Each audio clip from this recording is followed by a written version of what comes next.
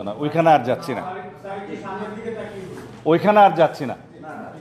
তা এখন যদি আলাপ করতে হয় পূর্ণাঙ্গ একটা বলি, আমরা এর পরে জনপ্রশাসন সংস্কার কমিশনের রিপোর্ট নিয়ে আলোচনা করেছি। জনপ্রশাসন সংস্কার কমিশনের যে সমস্ত বিষয়ে আমরা একমত এবং অন্যান্য মত, সেটার কাগজ একটা আপনাদেরকে দিয়েছিলাম, আশা করি সবার হাতে সেটা আছে। এখানে আমরা যথেষ্ট এক্সারসাইজ করেছি। জনপ্রশাসন সংস্কার কমিশনের বিস্তারিত প্রতিবেদন, আমি শর্ট প্রতিবেদনের কথা বলছি না, না প্রতিবেদনের মধ্যে নাই, বিস্তারিত প্রতিবেদন আমরা আলোচনা করে দেখেছি। আমরা এটা বিস্তারিত পরীক্ষা করে দেখেছি। মোট 208টার মতো সুপারিশ এই জনপ্রশাসন সংস্কার কমিশনের রিপোর্টে আছে। তো এখানে আমরা আপনাদেরকে একটা সামারি আকারে দিয়েছি, কোনটা কোনটা কি কি হেডলাইন আছে, একেবারে বিস্তারিত, এটা 8-10টা পেজ, আরও বেশি হবে মনে হয়, আপনাদেরকে দিয়েছি যে কোনটার হেডলাইন কি এবং কোনটাতে আমরা কি মতামত দিয়েছি। এখানে 208টা সুপারিশের মধ্যে 187টা সুপারিশে আমরা একমত। জনপ্রশাসন সংস্কার কমিশনের প্রতিবেদন আংশিক একমত 5টা, একমত নয় 11টা, এবং মন্তব্য সহ আমরা ভিন্নমত দিয়েছি 5টা। এগুলোর বিষয়ে আমরা আলোচনা করেছি। তার মধ্যে আমরা এই যে আংশিক একমত এবং নীতিগত একমত, এর মধ্যে 5টার পরেও আমরা যে একমত নই দিয়েছি, ওর মধ্যেও কিছু কিছু আমরা নীতিগতভাবে একমত হয়েছি। সেটা বিস্তারিত এখন এখানে আমার মনে হয় বলার প্রয়োজন নেই। আপনারা এখানে যে হেডলাইন আছে, আমরা যার এগেনস্টে একমত দিয়েছি সেগুলো তো পাবেন। আর স্প্রেডশিটের বিষয়ে আমি কোনো কথা বলতে চাই না, কারণ স্প্রেডশিটে ওনারা 26টা সুপারিশের বিষয়ে উল্লেখ করেছিলেন, ওইখানে আমরা আলাদাভাবে মতামত দিয়েছি, এখানে আর এটা উল্লেখ করব না। এই গেল জনপ্রশাসন। আমি যদি আপনারা চান পরে আবার জনপ্রশাসন নিয়ে সামারিলে হয়তো বলতে পারি, ব্যাপারটা বলে দেন। হ্যাঁ, এটা আবার বলবো। আর এটাও রাখবেন, নির্বাচন কমিশন, নির্বাচন কমিশন। আচ্ছা, নির্বাচন কমিশন আমি শুরু করি, কেমন?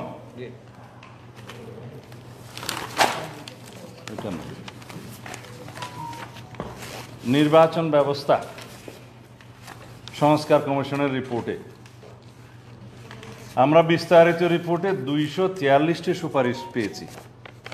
এই 243টি সুপারিশের মধ্যে সরাসরি আমরা 141টি সুপারিশের সাথে একমত, 14টা সুপারিশে আংশিক একমত, 64টি সুপারিশে মন্তব্যসহ ভিন্নমত, অন্যান্য মতামত, আর 24টা সুপারিশে কেবল আমরা একমত হইনি।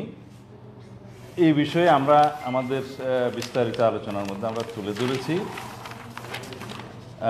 আপনাদেরকে এই পৃষ্ঠাটা চাইলে আমি পড়ে দিতে পারবো, আর যদি বিস্তারিত আলাপ করে নির্বাচন সংস্কার সংক্রান্ত আপনারা প্রশ্ন করলে আমি তখন জবাব দিলে খুব সম্ভবত এটাই সুবিধা হবে।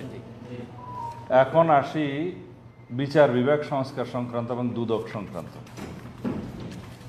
দুদকের ক্ষেত্রে আপনারা জানেন যে আমরা বিস্তারিত রিপোর্টে যাইনি। দুদক সংক্রান্ত সংস্কার কমিশনের যে রিপোর্ট, সেই রিপোর্টে খুব সম্ভবত 19টা কি 20টা প্রস্তাব ছিল। তার মধ্যে আমরা সরাসরি 11টার মতো প্রস্তাবে একমত, বাকি 7টা কি 8টা প্রস্তাবের বিষয়ে আমরা নীতিগতভাবে একমত বলে আমরা কিছু মন্তব্য তার মধ্যে দিয়েছিলাম। এগুলো নিয়ে আজকে বিস্তারিত আলোচনা করেছি। ওই নীতিগত একমতের ব্যাপারে সংস্কার কমিশনের যিনি ওই সংক্রান্ত সংশ্লিষ্ট সদস্য আছেন, ইফতেখারুজ্জামান সাহেব, তো ওনার সাথে আমরা বিস্তারিত আলোচনা করে মোটামুটি ওনারাও একমত যে নীতিগত সিদ্ধান্তের ব্যাপারে যে আরও কিছু কিছু বিষয় এখানে আছে, পরিষ্কার করতে হবে, ওনাদের কাজ করতে হবে, আইন সংস্কারের বিষয় আছে, পর্যালোচনার বিষয় আছে, পরবর্তীতে আইন প্রণয়নের বিষয় আছে, কোনোটার সাথে আমরা দ্বিমত করিনি, নীতিগতভাবে একমত করছি। শুধু একটি বিষয়ে দুর্নীতি দমন কমিশনের রিপোর্টের মধ্যে 20টা সুপারিশের মধ্যে শুধু একটি সুপারিশে আমরা একটু ভিন্নমত বা একমত নই বলে আমরা মন্তব্য করেছি। তার কারণ হলো আয়কর আইনের একটা সংশ্লিষ্ট ধারা আছে, সেই ধারাটা সংশোধনের বিষয়ে এখানে কথা আছে। তা আমরা বলেছি যে এই ধারাটা এখনই যদি আমরা পরিবর্তন না করি, যদি আদালতের মাধ্যমে যেভাবে রিপোর্ট চাওয়া হচ্ছে এনবিআরের কাছে সেইভাবেই যদি থাকি তাহলে আপাতত ভালো, আর না হলে একটা ফ্লাড গেট ওপেন হওয়ার মতো হবে। সেটা শুধু একটা আইন সংশোধনের ব্যাপার। যদি এটা আরও পর্যালোচনার মাধ্যমে আইনটা যদি এখনই সংশোধনের প্রয়োজন হয় সেই বিষয়ে ওনারা চিন্তা করবেন। আমরা বলেছি এই বিষয়ে আপনারা একটু আরও চিন্তা ভাবনা করে দেখেন। তার মানে দুর্নীতি দমন কমিশনকে আমরা সর্বোচ্চ কার্যকর দেখতে চাই। সেজন্য আমরা দুর্নীতি দমন কমিশন সংক্রান্ত যে 20টা রিপোর্ট আছে তার মধ্যে কেবল একটা রিপোর্টে একটু আপত্তি দিয়েছি। সেইটাও আমার মনে হয় আলাপ আলোচনার মধ্যে দিয়ে, আইন সংশোধনের মধ্যে দিয়ে যদি যখন করা সম্ভব হলে পূর্ণাঙ্গভাবে রিপোর্ট আপনারা বলতে পারবেন 100% একমত, এবং দেশে দুর্নীতি দমন কমিশন নিরপেক্ষভাবে কার্যকরভাবে কাজ করুক এবং সেই সেবা জাতি পাক, সেটা আমরা চাই। এখন বিচার বিভাগ সংক্রান্ত সংস্কার কমিশনের যে রিপোর্ট, ওইখানে সংবিধানের মধ্যে যে অংশটা বিচার বিভাগের ভাগ আছে সেই ভাগে তো আপনাদের সাথে আলাপ হয়েছে সংবিধানের অংশে সংস্কার কমিশনে।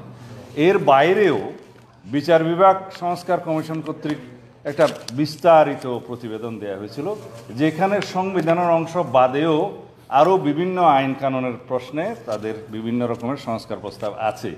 সেখানে আমরা দেখেছি মোট 28টা চ্যাপ্টারে ওনারা সংস্কার প্রস্তাব দিয়েছেন। 28টা চ্যাপ্টারের মধ্যে আমরা গুরুত্বপূর্ণ হিসাবে এখানে চিহ্নিত করতে পেরেছি 89টি প্রস্তাব। সেই 89টি প্রস্তাবের ব্যাপারে আমরা বিস্তারিত মতামত দিয়েছি। তার মধ্যে আমরা 62টি বিষয়ে আমরা একমত হতে পেরেছি সরাসরি বা নীতিগতভাবে একমত। 9টি বিষয়ে আমরা মন্তব্য সহ আংশিক একমত হয়েছি এবং 18টি বিষয়ে ভিন্নমত পোষণ করেছি। এখন আরও হয়তো ওনাদের সাথে বিচার বিভাগ সংক্রান্ত বিষয়ে আনুষ্ঠানিক বা অনানুষ্ঠানিক আমাদের আলোচনা হবে, সেটা আপনাদের জানিয়ে রাখলাম। এইখানে হয়তো আমরা আরও অনেক বিষয়ে কাছাকাছি আসতে পারবো। আমরা চাই বাংলাদেশে একটি স্বাধীন বিচার ব্যবস্থা প্রতিষ্ঠিত হোক। বিচার বিভাগের পূর্ণাঙ্গ স্বাধীনতা আমরা বাস্তবায়ন করতে চাই এবং বিচার বিভাগের মাধ্যমে যাতে আবার কনস্টিটিউশনের ব্যত্যয় ঘটে সেরকম কোনো কর্ম না হোক, সেটাও আমরা চাই। আমরা সুপ্রিম জুডিশিয়াল কাউন্সিলের যে আওতাধীন সমস্ত বিষয়গুলো আছে তার মধ্যে দুর্নীতিটাকেও আমরা ইনক্লুড করতে চাই। আমরা অধস্তন আদালত, এখন অবশ্য সেই অধস্তন আদালতকে সংস্কার কমিশন বলছে স্থানীয় আদালত, সেই মতামতের সাথে আমরা একমত পোষণ করেছি। যদি এখন থেকে স্থানীয় আদালত আমরা বলতে চাই, তাহলে স্থানীয় আদালতের অর্থাৎ পূর্বের অধস্তন আদালতের নিয়ন্ত্রণ ক্ষমতা, নিয়োগ, বদলি, ডিসিপ্লিন সহ অন্যান্য সমস্ত নিয়ন্ত্রণ ক্ষমতা সুপ্রিম কোর্টের চিফ জাস্টিসের কাছে রাখার জন্য আর্টিকেল 116-এ আমরা পরিবর্তন আনতে চাই। সে বিষয়ে আমরা একমত। তবে বর্তমান অবস্থা বহাল রেখে আর্টিকেল 116 বর্তমান অবস্থা বহাল রেখে সচিবালয় প্রতিষ্ঠা করার বিষয়ে কিছুটা জটিলতা আছে, কিন্তু আমরা চাই সুপ্রিম কোর্টের একটি সচিবালয় হোক। এবং এখানে একটা বিষয় আমরা নতুনভাবে প্রস্তাব করেছি, সুপ্রিম জুডিশিয়াল কাউন্সিলের আদলে এই অধস্তন আদালতসমূহের নিয়ন্ত্রণ, ডিসিপ্লিনারি অ্যাকশন এবং অন্যান্য বিষয়গুলো ডিল করার জন্য ন্যাশনাল জুডিশিয়াল কাউন্সিল নামে আলাদা একটা জুডিশিয়াল কাউন্সিল গঠন করা হোক। সেটা আমাদের প্রস্তাব। সচিবালয় তো আলাদা থাকবেই এবং সেই ন্যাশনাল জুডিশিয়াল কাউন্সিলের ফাংশন হবে একই, ডিসিপ্লিন এবং মিসকন্ডাক্ট এগুলোর সাথে দুর্নীতিও যেন এখানে কাউন্ট করা হয়। এবং আমরা উভয় ক্ষেত্রে সুপ্রিম জুডিশিয়াল কাউন্সিল এবং ন্যাশনাল জুডিশিয়াল কাউন্সিল যদি গঠিত হয়, উভয় ক্ষেত্রে আমরা বলেছি অভিযোগকারীর অভিযোগ যেন আমলে নেওয়া হয় এবং সেগুলো যেন তদন্ত হয়। ওখানে আরও কিছু পরিবর্তনের কথা ডিটেইল ওনারা প্রস্তাব করেছেন, সংবিধান অংশও করেছেন, জুডিশিয়ারির প্রস্তাব সংস্কার কমিশনের মধ্যেও করেছেন। সেগুলো বিস্তর আলাপ আলোচনা করার আমার মনে হয় এখানে সেই সময় নাই। সেগুলো অধিকাংশ বিষয়ে লিগ্যাল ম্যাটার্সে আমরা কাছাকাছি আসার চেষ্টা করেছি। এগুলা সব কিছুই হয়ে যাবে। আমরা আশা করি কিছু কিছু বিষয়ে যে আমাদের দ্বিমত আছে বা ভিন্নমত আছে এগুলো ওনারা বিবেচনায় নেবেন, এটা হচ্ছে আমাদের প্রত্যাশা। আমি আর্টিকেল 95 সম্পর্কে আপনাদের আগে বলেছি, যে সুপ্রিম কোর্টের বিচারক নিয়োগের অধ্যাদেশ সম্পর্কে আগে বলেছি যে এটা যেন যথাযথ এবং সাংবিধানিক প্রক্রিয়া হয়, আমরা সেটা চাই।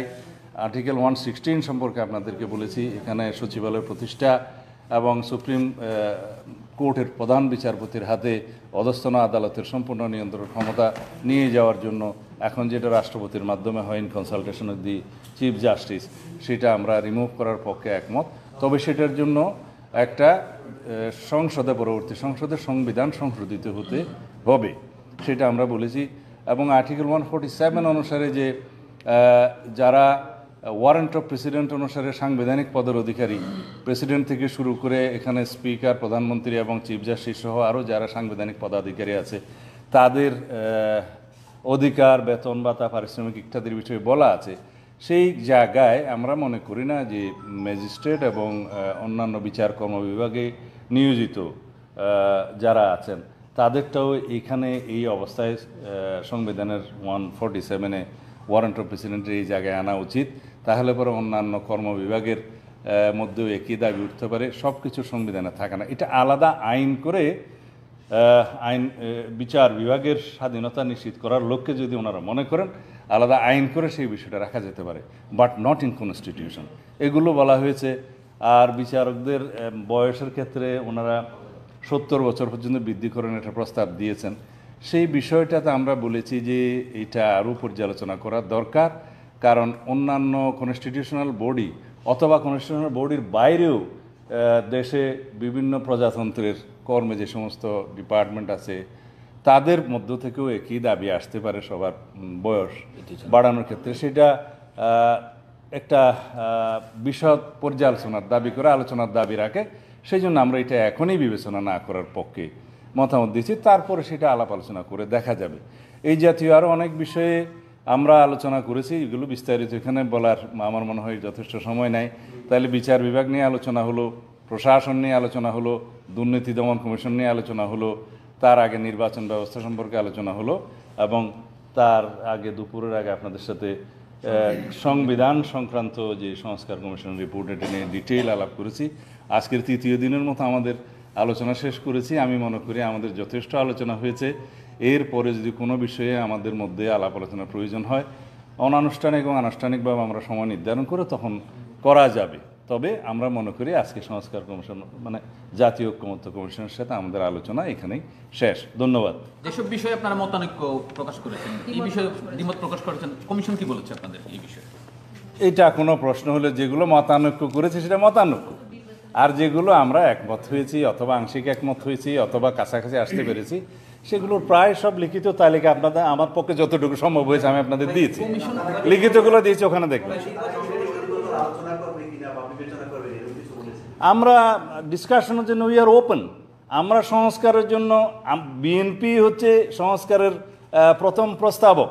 এই সরকার গঠিত হওয়ার আরও 1.5 বছর আগেই আমরা বিএনপির পক্ষ থেকে 31 দফা যে প্রণয়ন করেছি তার মধ্যে মুদ্রা কথায় মূল কথাগুলো, প্রিন্সিপালগুলো লেট ডাউন করা আছে। এখন সংস্কার কমিশনগুলো গঠিত হয়েছে এই সরকার আসার পরে, সেটা আমাদের কাজটা একটু এগিয়ে থাকলো, এবং এই সংস্কার কমিশনের মধ্য দিয়ে যে সমস্ত রিপোর্টে জাতীয় ঐক্যমত্য সৃষ্টি হবে সেগুলো আমরা অবশ্যই যারাই সরকারে যায় তারা পালন করতে বাধ্য থাকবে যদি চার্টার সই হয়। সেটা কাজটা এগিয়ে থাকলো। এখন যদি আমাদের সাথে আরও আলোচনার প্রয়োজন হয় ওনারা যখনই আমাদেরকে আহ্বান করবেন আনুষ্ঠানিকভাবে আমরা তৈরি আছি, আমরা আলাপ করব। দুটো বিষয় হচ্ছে নির্বাচন কমিশন একটা প্রস্তাবনা দিয়েছে যে জেলা পরিষদ সমন্বয় কাউন্সিল একটা বিষয়, এটা একটা বিষয় আপনাদের অবস্থানটা। আরেকটা বিষয় হচ্ছে উপজেলা পরিষদ নির্বাচন, ইউনিয়ন পরিষদ নির্বাচনে আলাদা চেয়ারম্যান পদপ্রার্থী থাকবে না, শুধুমাত্র এটা একটা কাউন্সিলের মধ্যে দিয়ে চেয়ারম্যান নির্বাচিত হবে। সেটা নিয়ে আপনাদের সাথে আলোচনা। আমরা বেসিক ডেমোক্রেটিক স্টাইলের বিরুদ্ধে, যে মেম্বাররা ইলেক্টেড হবে তারা চেয়ারম্যান বানাবে, এই তো এটার বিরুদ্ধে আমরা বলেছি সরাসরি ভোটে নির্বাচিত প্রতিনিধির মাধ্যমে রাষ্ট্রশাসিত হবে, এটা সংবিধানের মূল এসেন্স বক্তব্য। সেটা গেল। আর ওই যে জাতীয় জেলা সমন্বয় কাউন্সিল, ওই মতামতের সাথে আমরা একমত পোষণ করেছি। সেটা আগেরও ছিল যে ডিস্ট্রিক্ট ডেভেলপমেন্ট কোঅর্ডিনেটর ছিল, যা জেলা উন্নয়ন সমন্বয় কমিটি ছিল, সেই আদলে স্থানীয় সরকারের বিভিন্ন পর্যায়ের প্রতিনিধিদের সমন্বয়ে যে জেলা সমন্বয় কাউন্সিল বা যে নামেই ডাকা হোক সেটা গঠন করা যেতে পারে। আমরা একমত। সবগুলো বিষয়ে বললেন সংবিধান সংক্রান্ত কোনো কোটেশন বলবেন কিনা, কয়টার সাথে আপনি একমত হতে পেরেছেন, কয়টার একমত হতে সংখ্যাটা যদি সেটা আপনাদের দিয়েছি মনে হয় সংবিধান সংক্রান্ত, সেটা আপনাদেরকে সংবিধান সংক্রান্ত বিষয়ে দিয়েছি মনে হয়। হ্যাঁ না, সেইটা তো এখন না, আমরা যেটা বলেছিলাম যে মনে হয় 131টা প্রস্তাব সংবিধান সংক্রান্ত বিষয়ে আছে, এই কাগজগুলো এখানে হাতে নেই। তার মধ্যে স্প্রেডশিটে আসছিল মাত্র 70টি, এটা নিয়ে আমি আলাপ করতে চাই না। 131টার মধ্যে সংবিধানে কি কি বিষয়ে আপনারা মেজর বিষয়গুলো আপনারা নিশ্চয়ই জানেন, সেই বিষয়গুলোতে আমরা অনেকটা কাছাকাছি আসতে পেরেছি। যেমন সংসদের বাকিগুলো তো সবই একমত, সংসদের উচ্চকক্ষ প্রতিষ্ঠিত হলে সেখানে 100 সদস্য বিষয়ে ওনারাও একমত, আমরাও একমত। নারী আসন যেটা হবে 100, সেখানে আমাদেরই প্রস্তাব 50 থেকে 100 করে, সেখানে ওনারাও একমত, আমরাও একমত। বাট এই দুই ক্ষেত্রে নির্বাচন প্রক্রিয়া নিয়ে আমাদের সাথে ওনাদের একটু ভিন্ন মত আছে। তারপরে প্রধানমন্ত্রীর মেয়াদ সম্পর্কিত ওনারা একটু চিন্তা করছেন যে পাল্টা কোনো প্রস্তাব দিতে পারেন কেন আমাদের বিপক্ষে, ওইটা পেলে আমরা আলোচনা করব। তারপরে একই ব্যক্তি প্রধানমন্ত্রী, হাউস অফ দি লিডার এবং পার্টির চিফ হতে পারবে না, সেই বিষয়ে আমরা আপনাদের সাথে যথেষ্ট আলাপ আলোচনা করেছি, আবার করার প্রয়োজন নেই। সংবিধানের মূলনীতির বিষয়ে মানে যেটা প্রিয়াম্বলের মধ্যে আসবে সেখানে সাম্য, মানবিক মর্যাদা এবং সামাজিক সুবিচারটা আমরা ইনক্লুড করব। আর আপনারা যদি চান পঞ্চম সংশোধনী পরবর্তীতে যেইভাবে প্রস্তাবনাটা ছিল সেটার কপি আমরা দিতে পারি, অথবা আপনারা কালেকশন করতে পারেন, তার সাথে আমরা একমত। এবং ওইটার সাথে সাম্য, মানবিক মর্যাদা এবং সামাজিক নির্বিচার আমরা অ্যাড করতে চাই। একই মূলনীতি রাষ্ট্র পরিচালনার মূলনীতির ক্ষেত্রে আর্টিকেল 8, 9, 10 এবং 12 প্রবাবলি এগুলো যে ওনারা রিপ্লেস করতে চেয়েছিলেন, আমরা বলেছি রিপ্লেস করার সাথে আমরা একমত, কারণ ওখানে ধর্মনিরপেক্ষতা আছে, এটার বিরুদ্ধে আমরা। নতুন করে যে বহুত্ববাদ প্রস্তাব করা হয়েছে সেটারও বিরুদ্ধে আমরা। আমরা সেই আর্টিকেলগুলো রিপ্লেস করা হোক, এটার সাথে একমত। কিন্তু কি দিয়ে রিপ্লেস করা হবে সেটা বলেছি যে পঞ্চম সংশোধনীতে গৃহীত, অর্থাৎ পঞ্চদশ সংশোধনীর পূর্ববর্তী অবস্থার যে রাষ্ট্র পরিচালনার মূলনীতিগুলো আছে ওগুলো রিপ্লেস করা হোক। তো ওনারা মোটামুটি রাজি হয়েছেন, তবে ওনারা পরবর্তীতে সিদ্ধান্ত নেবেন। আর রাষ্ট্র পরিচালনার কিছু মূলনীতির ক্ষেত্রে আর্টিকেল 13 থেকে আর্টিকেল 23 ক পর্যন্ত যে ওনারা নতুনভাবে প্রস্তাব করেছেন যে এগুলোকে আমরা ফান্ডামেন্টাল রাইটস সেকশনে নিয়ে গিয়ে স্বাধীনতা এবং মৌলিক অধিকার নামে আলাদা একটা চ্যাপ্টার করতে পারি কিনা, সেই বিষয়ে আমরা একমত হতে পারিনি। কারণ আমরা বলেছি যে ফান্ডামেন্টাল রাইটস ভাগে যখন আমরা এগুলো শিফট করব তখন এটা রাষ্ট্রের জন্য বাধ্যতামূলক হয়ে যাবে এনশিওর করা। তো আপনারা সবাই জানেন যে রাষ্ট্রের জন্য কিছু জিনিস এনশিওর করতে হয়, সেটা হচ্ছে যে স্টেট এটা ফান্ডামেন্টাল রাইটসগুলো, এগুলো fundamental rights must be ensured by the state, এটা হচ্ছে প্রিন্সিপাল। সেই জায়গায় যদি আমরা ফান্ডামেন্টাল রাইটসের সংখ্যা বৃদ্ধি করি সেটা চিন্তাভাবনা করে করতে হবে। তবে যেমন সবার জন্য স্বাস্থ্য সুরক্ষা, জরুরি চিকিৎসা প্রাপ্তি, ইন্টারনেট প্রাপ্তি সহ ন্যূনতম মজুরির ক্ষেত্রে যে প্রস্তাবগুলো এসছে এগুলো ফান্ডামেন্টাল রাইটস সেকশনে শিফট করে এটা বাস্তবায়ন করা যায় কিনা, বলবৎযোগ্য করা যায় কিনা, সে বিষয়ে আমরা নীতিগত একমত হয়েছি। তবে সেই প্রস্তাবগুলো ওনাদের কাছ থেকে আবার রিভাইজড এবং রিফাইন আকারে আসলে সেটা আমরা দেখে আমরা তারপর আবার প্রস্তাব দেব।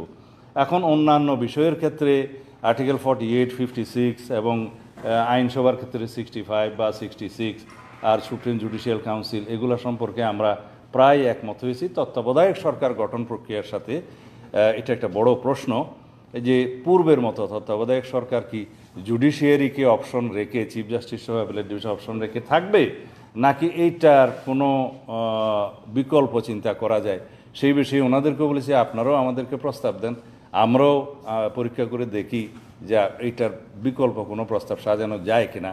যেটা 13 অ্যামেন্ডমেন্ট যেটা বাতিলের রায় জাস্টিস খায়রুল হক সাহেব দিয়েছিলেন, ওইখানে যদিও আমরা এটা মানি না এবং এটা রিভিউতে আছে, ওখানে একটা অবজারভেশন ছিল যে জুডিশিয়ারিকে, চিফ জাস্টিস এবং অ্যাপিলেট ডিভিশনের জাস্টিসদেরকে এক্সক্লুড করে পার্লামেন্ট চাইলে সেটা অ্যামেন্ডমেন্ট করতে পারে।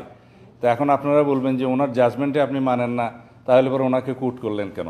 এগেইন আবার বলি, ওনার জাজমেন্টে অনেক কিছু দেওয়া হয়েছিল শর্ট বার্ডিক্টে, যেটা পূর্ণাঙ্গ বার্ডিক্টে দেওয়া হয়নি। বলা হয়েছিল যে পরবর্তী 2টা নির্বাচন পার্লামেন্ট চাইলে এই পদ্ধতি করতে পারে। সেইখানে ওনারা উল্লেখ করেছিলেন যে ডক্ট্রিন অফ নেসেসিটি অ্যান্ড বলেছে safety of the state and safety of the people is the supreme law. এই কোর্টগুলো বলেছে, আমি ওনার শর্ট বার্ডিক্টটা মুখস্থ করে বলতেছি। তো এই 3টা উল্লেখ করেই ওনারা বলছিলেন যে safety of the people, safety of the state is the supreme law, এটা ওনার বার্ডিক্ট।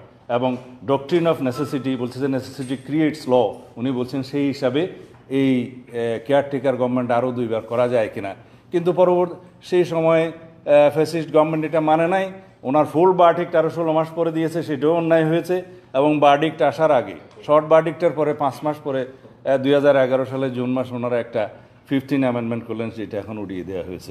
খোদা হাফেজ।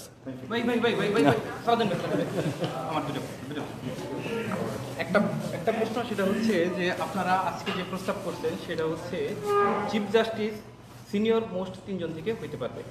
তো আমাদের যে প্রিভিয়াস এক্সপিরিয়েন্স, যেমন হচ্ছে জাস্টিস শাহ নঈম সাহেব, ওনারে সুপারসিড করে খায়রুল হককে বানাইছিল, তখন আপনারা এটা নিন্দা করছিলেন যে 2 থেকে 1-এর বাদ দিয়ে 2 আসছে।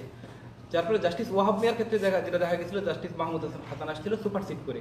যদি সিনিয়র 3 জনের রাখা যায় তাহলে তো যেই গভর্নমেন্টের প্রতি যে বেশি লয়াল, 3-এর 1 বানাই দিবে, 2-এর 1 বানাই দিবে, সেক্ষেত্রে তো আরেকটা প্রবলেম ক্রিয়েট হবে। কেন senior most justice chief justice হবেন না আপনাদের প্রশ্ন? নাম্বার গোড়ার মধ্যে আসি, প্রশ্নটা শেষ করি। নাম্বার 1। নাম্বার 2, আরেকটা বিষয় হচ্ছে যে পাকিস্তানে সম্প্রতি একটা যেটা লেজিসলেশন করা হয়েছে যে চিফ জাস্টিসের প্রচুর ক্ষমতা, তো চিফ জাস্টিসের ক্ষমতাকে সীমাবদ্ধ করার জন্য সিনিয়র মোস্ট 3 জনের একটা প্যানেল করা হয়েছে, ওনারা বেঞ্চ ঠিক করবেন। যেমন আমাদের যে 13 অ্যামেন্ডমেন্ট যেটা কথা বললেন, এইখানে যখন বেঞ্চ গঠন করা হয়েছিল, যারা বিপক্ষে রায় দিতে পারে খায়রুল হক সাহেব তাদের আগেই বেঞ্চের থেকে আউট করে দিয়েছিলেন। তো এইটা ঠেকানোর জন্য তো এরকম ব্যবস্থা আছে, আপনারা এরকম কোনো প্রস্তাব করেন নাই। কিন্তু আমার প্রশ্নটা হচ্ছে কেন সিনিয়র মোস্ট 3 জন থেকে 1 জন? তাহলে তো আবারও সেই ঘটনা ঘটতে পারে, আবারও খায়রুল হক আসতে পারে, আবারও সৈয়দ মাহমুদ হাসান আসতে পারে, ওয়াহাব মিয়ারা সুপারসিট হইতে পারে, বা শাহ নঈম সুপারসিট হইতে পারে। প্রশ্ন তো 2টা। হ্যাঁ, প্রথম প্রশ্ন কেন 3? আমি বটম আপ করি, জি, যে 3 জন চিফ জাস্টিস সহ অ্যাপিলেট ডিভিশনের বাকি 2 জন জাস্টিস সহ একটা কমিটি করা যায় কিনা যে বেঞ্চ ঠিক করার জন্য, এটা ছিল আপনার প্রথম প্রশ্ন। দ্বিতীয় প্রশ্ন। দ্বিতীয় প্রশ্ন। বটম আপ করলাম। তো সেই ক্ষেত্রে কোনো নতুন প্রস্তাব আমরা পাইনি। এখন যদি আপনারা সেটা প্রস্তাব আকারে দিতে চান, আপনারা জনমত সৃষ্টি করে আপনারা লেখালেখি করতে পারেন, সেটা নিয়ে আলাপ আলোচনা হতে পারে। এই মুহূর্তে আমি এই বিষয়ে বেশি কিছু বলবো না। আর হচ্ছে চিফ জাস্টিসের ক্ষেত্রে কেন আমরা অপশন রাখতে আমাদের দলের পক্ষ থেকে প্রস্তাব দিয়েছি, সেটা আপনি যেটা বললেন যে অতীতে দেখা গেছে যে সুপারসিড হয়ে খায়রুল হক হয়েছে, সুপারসিড হয়ে আর মোহাম্মদ হাসান হয়েছে, এগুলো আমরা জানি। এই প্র্যাকটিসটা তখন গভর্নমেন্ট কে ছিল? আওয়ামী লীগ ছিল, ফ্যাসিস্ট গভর্নমেন্ট ছিল, ফ্যাসিস্ট কায়দায় করেছে। আমরা এখন গভর্নমেন্ট করতে চাচ্ছি কিভাবে? কেয়ারটেকার সরকারের মধ্য দিয়ে, ফ্রি ফেয়ার এবং নিউট্রাল ইলেকশনের মধ্য দিয়ে একটা সোভারেইন অথরিটির জনগণের প্রতিনিধিত্বে যখন সরকার পরিচালিত হবে, তখন তাদের অ্যাকাউন্টেবিলিটি থাকবে। কিন্তু আমরা জুডিশিয়ারির ক্ষেত্রে এই অপশনটা এই জন্যই দিয়েছি, ইন কেস অফ মানে ডক্ট্রিন অফ নেসেসিটি এমন হতে পারে যে যিনি next immediate senior chief justice হলে, সেই ক্ষেত্রে যদি রাষ্ট্রের মধ্যে এমন কিছু পরিস্থিতি দেখা যায় যে সেই ব্যক্তির সম্পর্কে যথেষ্ট রিজার্ভেশন আছে বা তর্ক বিতর্ক আছে, তখন অ্যাটলিস্ট যাতে একটা অপশন থাকে বিচার বিভাগের। আর ফর ইউর কাইন্ড ইনফরমেশন, এটা যখন হবে, 21 অ্যামেন্ডমেন্ট হবে, তখন কিন্তু ওই এক্সিকিউটিভের ফাংশন কিন্তু ভেরি লিমিটেড হয়ে যাবে জুডিশিয়ারির ক্ষেত্রে। তখন জুডিশিয়ারি চিফ জাস্টিস এবং জুডিশিয়ারি এমন একটা ইন্ডিপেন্ডেন্ট অবস্থায় যাবে, শুধুমাত্র nominal head of the state হিসাবে, as head of the state প্রেসিডেন্টের শুধু সই করা ছাড়া বাকি সমস্ত কর্ম চিফ জাস্টিসের হাতেই থাকবে, এরকম একটা বিধান তখন হবে। তখন এটা মিসইউজ হওয়ার সম্ভাবনা কতটুকু থাকবে আমি জানি না। তারপরেও এটা ওনারা পরীক্ষা নিরীক্ষা করে দেখবেন। এটা তো আমাদের প্রস্তাব, সেই প্রস্তাবটা এখন ওনারাও এগ্রিড হয় নাই, আমরাও এটার বিষয়ে আমাদের প্রস্তাব দিয়েছি। পরবর্তীতে আলোচনা করে যেটা বেটার হবে সেটা হবে। এটা অনলি না, সেটা হচ্ছে যে আপনারা জেলা সমন্বয় পরিষদের ক্ষেত্রে আগের নজির দিচ্ছেন, যে নজিরটা যেটা হচ্ছে যে জিয়া রহমানের সময় যেটা ছিল যে জেলা উন্নয়ন বোর্ড, যেখানে জেলার দায়িত্বপ্রাপ্ত মন্ত্রী ছিলেন।